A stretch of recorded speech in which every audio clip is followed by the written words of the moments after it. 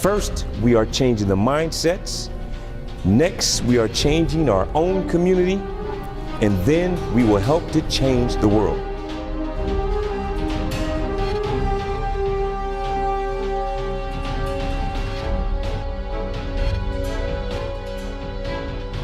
On behalf of Skid Row's community's residents, I thank you for taking an interest in our community's concerns.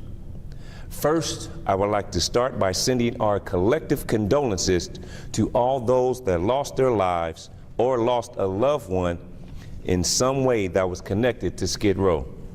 In December of 2012, an event called the National Homeless Persons Memorial Day was held in Skid Row. Over 100 names were read aloud. There were also over 100 names read aloud the year before.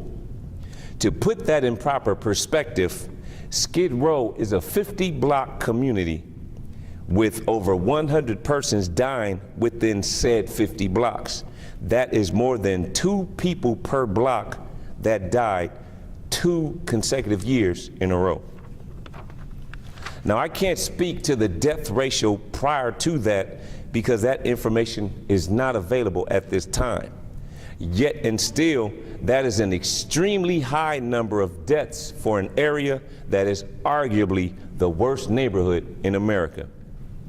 But what can be safely assumed is that because the Skid Row environment has consistently existed in the same deplorable conditions for decades, the 2-to-1 death ratio that I speak of can be extended far back many, many years beyond these 2 on an equivalent, if not increased to a much worse or even higher number of deaths to the homeless folks sleeping on the streets, even during the cold and rainy winter seasons, and also the residents living in the SROs, of which many of them in older buildings have been identified to reside in buildings that have severe mold.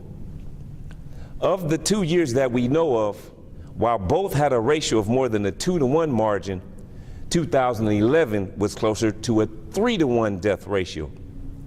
So what are the solutions in place to cut down on these unfortunate deaths to folks that either don't have any health coverage or for various reasons don't make consistent visits to see healthcare professionals? Apparently, the Skid Row nonprofits don't have the answers.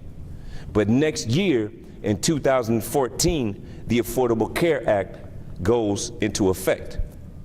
No community will be better served by this than Skid Row. So on behalf of the Skid Row residents, I thank the Obama administration for their collective efforts to help every single American, especially us all the way down here in Skid Row.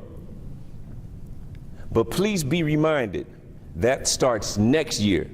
So this year, in 2013, we have to unfortunately anticipate another tragic year with well over 100 deaths. That's not coming from me, but our most recent history shows this to be true. Now, for those that don't really know too much about Skid Row, please allow me to introduce it to you in this manner. Skid Row, downtown Los Angeles, California, USA, planet Earth. In reverse, that's planet Earth, USA, California, downtown Los Angeles, Skid Row. Skid Row is on downtown Los Angeles eastern side, 50 blocks. That's 3rd Street to the north, 7th Street to the south, Main Street to the west, and Alameda Street to the east. These borderlines are judicially supported by the 9th Circuit Court of Appeals. While there are many different entities that continue to tamper with our borders, officially it's the 50 blocks that I just described. Some folks aren't even aware that they either live and or work in Skid Row. Some say it's because they call it gentrification. Others call it the revitalization of downtown Los Angeles. They try to change the name and the borders in order to disassociate with our community. For the record, Skid Row has been here for well over 100 years. No matter what you call it, on the totem pole of life, Skid Row has always been on the bottom. It's where society's unwanted go. The modern day Skid Row started taking form in the late 1970s, but Skid Row's history dates back many dozens of decades before that. The obvious question at this point is, why has Skid Row continued to exist like this for so long? After many years of research, I have come to the conclusion that Skid Row's infrastructure is completely out of whack. The argument then is it's either by design or historically it's been and continues to be led by idiots that truly don't know what the heck they're doing. Either way, it is always the people that live here who suffer.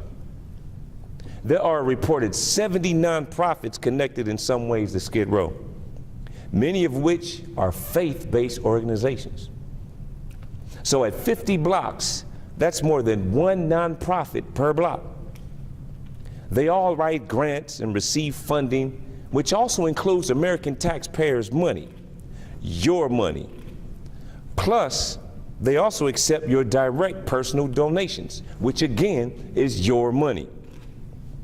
In fact, homelessness in America is a multi-billion-dollar industry for the nonprofits, that is. Yet and still, homelessness, poverty, and mental illness is at an all-time high. I'll take it a step further and say the way Skid Row is being operated is as if they don't want homelessness to end, because they'll lose all that funding. If they end homelessness, they also end their funding. But if they let homelessness continue, they will continue to receive funding. Now, according to that scenario, who needs who more? It seems to me that they would need us more than we need them. There are countless residents in Skid Row that would prefer to just get rid of this whole batch of Skid Row nonprofits and bring in a whole new batch. Start all the way over.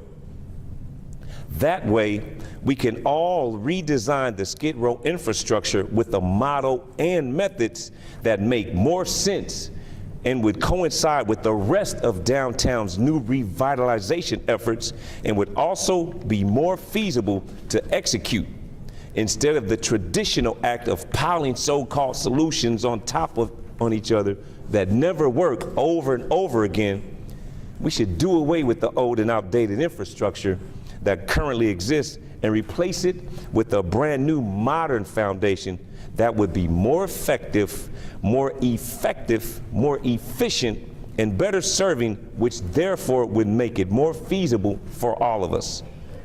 And let's face it, at the end of the day, we all have a vested interest in Skid Row, whether it be physically or financially. Allow me to take a moment to share with you a couple of scenarios that would give you a better understanding of what we're talking about. Anybody ever wonder why there are these multi-million-dollar missions with multi-million-dollar annual budgets, yet and still homeless folks that don't even have a pot to kiss refuse to go inside their buildings for help? The missions and the mainstream media will tell you that the homeless folks don't know what's best for themselves. Well, I say this: there are two sides to every story. And what they won't tell you is that there are many homeless folks that actually prefer to sleep on the streets. But even when it's subjecting oneself to the elements, to the point of which homeless folks have died on the sidewalks in the winter due to extremely cold weather conditions. Now imagine that. They would rather try to survive by themselves on the streets than rather go inside where the help is supposed to be. Again, the missions will obviously pass the blame on and point fingers at the homeless folks and say they don't know what's best for themselves. Is that really what it is? Or is there truly something not right inside those missions? What I frequently hear throughout the community is the missions are run like prisons. And obviously, nobody wants to go to jail or prison. So maybe there is a disconnect with the people. What that is, we don't know yet. But maybe their methods don't properly address the needs of the people. Thus far, the missions continue to use their supposed tried and true formula. But what's glaring to me is that they do not speak publicly at all about upgrading any of their methods and or infrastructure. Well, if the missions are the cornerstone of the Skid Row community, how then are they supposed to be successful in 2013 using solutions from the 1930s? So guess what happens? The missions drive people away, and then they also at the same time qualify to stay in business. Now, how ironic is that?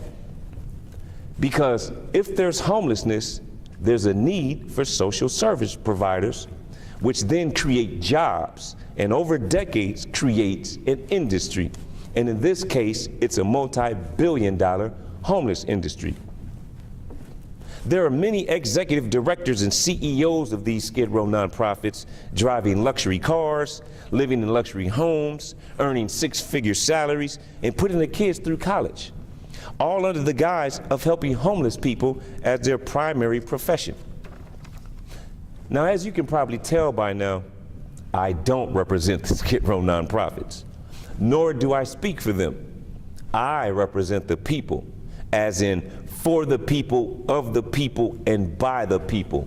That's the homeless American people. Another scenario, there are 4 major missions in Skid Row.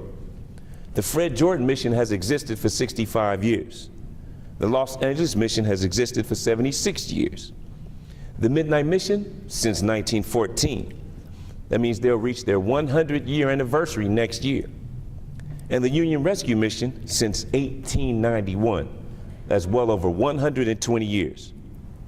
Well, every year, Fred Jordan Mission has a back-to-school event where supporters such as Nike and Foot Locker and many other corporations all come together to help the kids prepare to go back to school by giving them donated backpacks full of paper and pencils and erasers, and also shoes and jackets and clothes, and even more. A wonderful thing, right? Then the mainstream media blast this story all over the news of how as many as 10,000 kids and families were helped. Still a good thing, right? Yeah. But what they don't tell you is that there are 0 family housing units in Skid Row. So where are those 10,000 kids and families coming from? Because they don't live in Skid Row. In fact, most of these families line up on the streets and sleep on the sidewalks for days ahead of the event with their children for this much needed giveaway. Now let me be clear.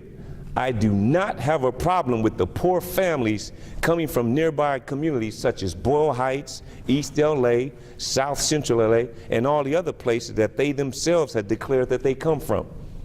What I do have a problem with is these poor parents having to drag their children all the way to Skid Row and be forced to sleep on the streets in Skid Row just to be able to be in a position to receive a helping hand. Now, surely the Fred Jordan mission could go to their communities, East LA, South Central LA, or wherever else these poor families are coming from. Now, the true question is why are they using Skid Row's name and location to execute this sneaky and inhumane tactic? Folks, I'm not making any of this up. Please feel free to be my guest and check it out for yourself. Now, I know if this information is brand new to you, you're probably feeling trouble right now and maybe even a little dizzy. But just know that there are so many more issues and concerns, we could actually be here all night. Seriously, folks. Just recently, the 2013 homeless count took place. And this is another example.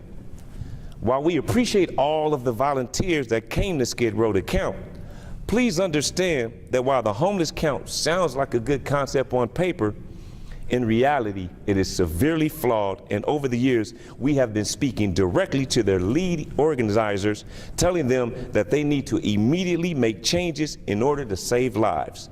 But our collective efforts continue to fall on deaf ears. The lead agency of said homeless count is LAHSA, the Los Angeles Homeless Service Association. They are a collaboration of both the City of Los Angeles and the County of Los Angeles. Every time I speak about this, folks always ask me, well, what are some of the flaws? I'm glad you asked. First, let me give you a brief background. The homeless count is conducted every 2 years, around the end of January. So the last count, since this is 2013, happened in 2011. While the count happened in January of 2011, the first numbers weren't even released until October in 2011, almost at the end of the year. Now, if there was any kind of a sense of urgency, I wonder how many of these over 100 folks that died in 2011 in Skid Row's lives could have actually been saved. And even after the data was released, there were another over 100 folks that also died the following year. Because remember, it's every 2 years. Again, no sense of urgency. Now think about it. Look around your community where you live and imagine hundreds of people dying every year with no help in sight. Yeah, well, that's our reality in Skid Row. Another severe flaw is the homeless count only happens over a period of 3 days. So only homeless persons that happen to be in jail during that time, they don't get counted. So technically, if a homeless person is briefly incarcerated for a small misdemeanor, LAHSA wouldn't have counted them, which therefore means there wouldn't be any funding allocated to provide any services for them. So then, any services that they do receive end up taking away from someone else's services. And in the end, the help for the homeless always comes up short. After that, the Skid Row nonprofits and social service providers cry about how they don't have enough funding to help all of the people. Well, whose fault is that? It's definitely not the homeless person's fault they weren't counted, and it's not the fault of the governmental agencies that allocate the funding to them. So who's left? It's them, the Skid Row nonprofit social service providers. And while this information may be new to some of you, it's definitely not new to them, because we've been speaking out against these issues and other flaws for years, and they still have failed to change anything. Yet and still, our fellow residents continue to die in alarming numbers. So how are the homeless being helped? Apparently, the two top solutions to ending homelessness in Skid Row is death in jail. Now, please don't be fooled when these nonprofits hit you with the constant barrage of trendy buzzwords like ending homelessness. Well, what does ending homelessness look like? Anybody seen it? I know you probably heard it, but really, what does it look like? To me, it's kind of like Bigfoot. I mean, sure, everybody's heard of it, but nobody's really seen it yet. All I see is when one person is no longer homeless, another person just takes their place. So technically, homelessness never ended. It simply transferred from one person to the next. In order to truly end homelessness, you must completely break the homeless cycle for generations and for a substantially extended period of time. And based on the current infrastructure that is in Skid Row, the system is non-conducive to bring about the significant and permanent change that I speak of, which is exactly what we so desperately need as a community. And when I mention ending homelessness, I can't help but think of the Home for Good folks. You know, that's a collaborative effort between the United Way and the Los Angeles Chamber of Commerce, who joined forces to create the Los Angeles Business Leaders Task Force on Homelessness. Now, there were millions of dollars that were pledged by entities such as the Hilton Foundation and many others. They all held a huge press conference in November of 2010 to publicly announce that they would end all homelessness in Los Angeles in 5 years. It's now 2013, and they only have 2 more years left, and they still haven't done anything yet. They haven't bought any land, they haven't built any housing, they haven't refurbished any pre-existing residential buildings, nothing. Now, absolutely nothing that would constitute a true and sincere effort to end all homelessness in 5 years has been done. So in essence, they publicly lied directly to the face of each and every single person that is either homeless, was recently homeless and is struggling not to fall back into homelessness, and also every single individual or family that may be on the verge of becoming homeless, including homeless vets and homeless teens.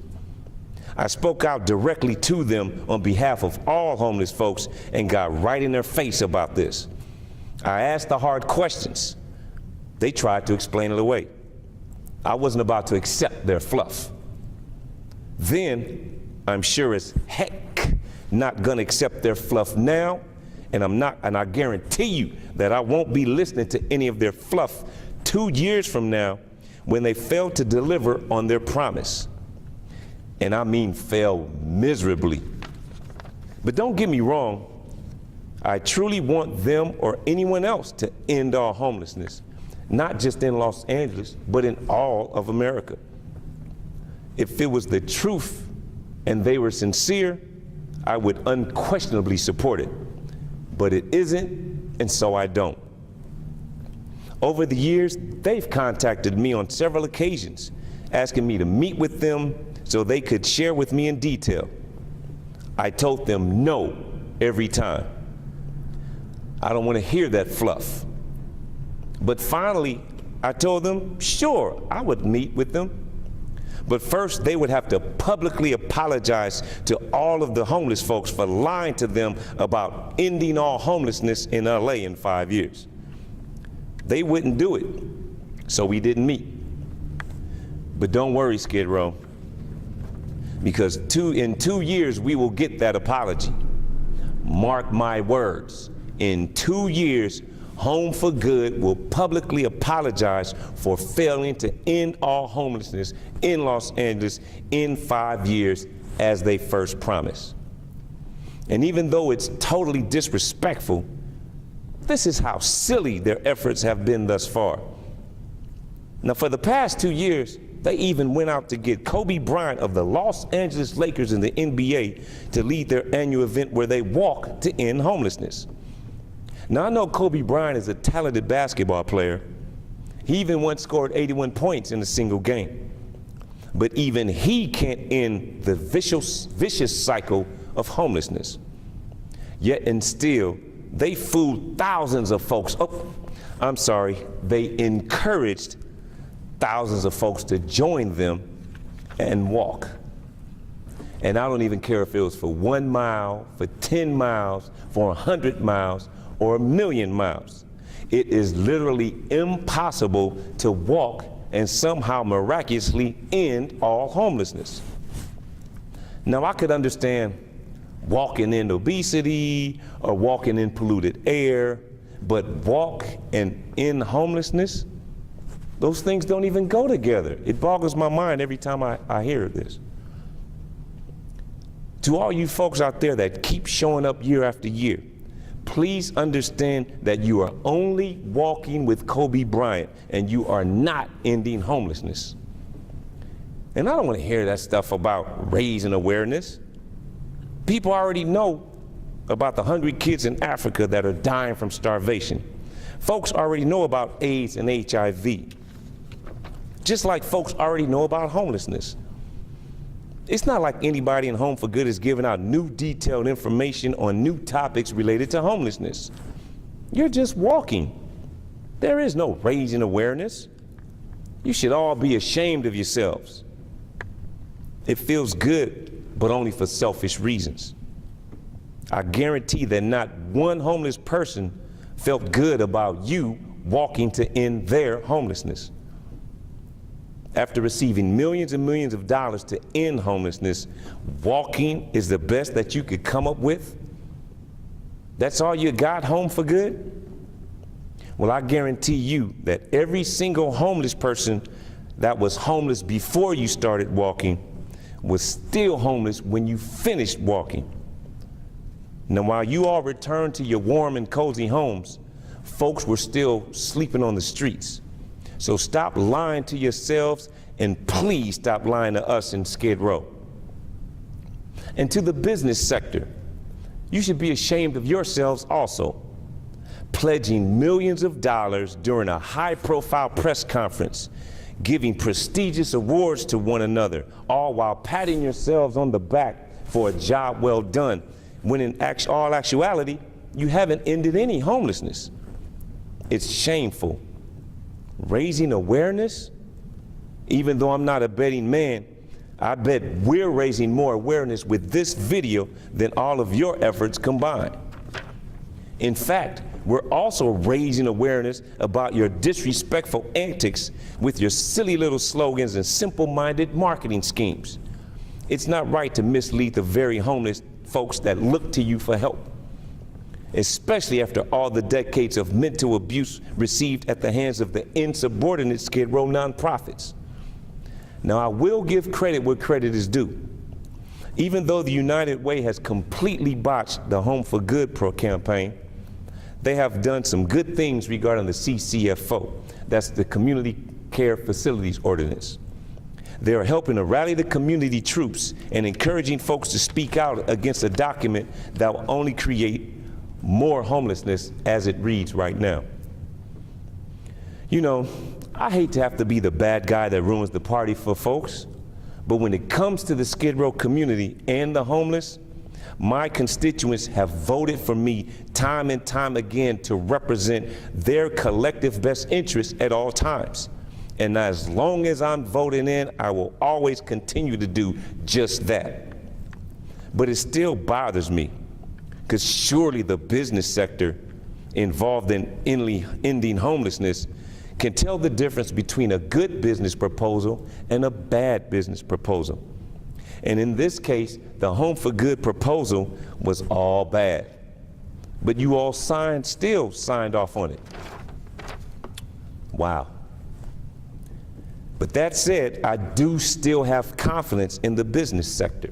And just like the economy is rebuilding, the American public is rebuilding, the business sector will also make amends for this, and then we will be able to move forward towards creating the true solutions that will end all homelessness through community partnerships that do involve the people that live in and around Skid Row. Now, when we talk about creating the true and necessary solutions, we must first see the problems clearly and without distortion. While Skid Row in downtown Los Angeles is known as the homeless capital of America, homelessness exists across the United States. In fact, homelessness is so widespread, if it were a disease, it would qualify to be declared an epidemic. I say this because historically in this country, if such a significant ailment that affects millions of Americans continuously for decades with no sign of ending or even slowing down were to exist as it does, the natural sense of urgency would instinctively kick in and the process of elimination would begin. But after all of these decades, homelessness has not yet been eliminated. In fact, it has actually been allowed to fester and expand. There's only one conclusion that can come from this. As long as people suffer from homelessness, there will always be a need to help them. Because there are millions of homeless folks in America, millions of jobs are therefore created to help them. That means homelessness is indeed an industry. And with the American economy in need of jobs, the funding for the homeless industry will continue in order to keep people working, not necessarily help the homeless. Ultimately, that means there is a fence with two sides. One side is the homeless folks that need help, and the other side is the working folks that work in the homeless industry under the pretense of giving help. At this point, each and every one of us must ask ourselves, Which side of the fence am I on? Well, I know which side of the fence I'm on, and I represent the people, as in we the people. I always have, and I always will.